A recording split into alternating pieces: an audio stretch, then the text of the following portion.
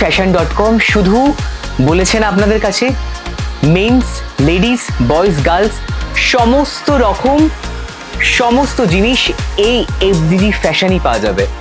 আর এফডিজি ফ্যাশনে আজকে আপনাদেরকে দেখাবো লেডিস ডিপার্টমেন্ট।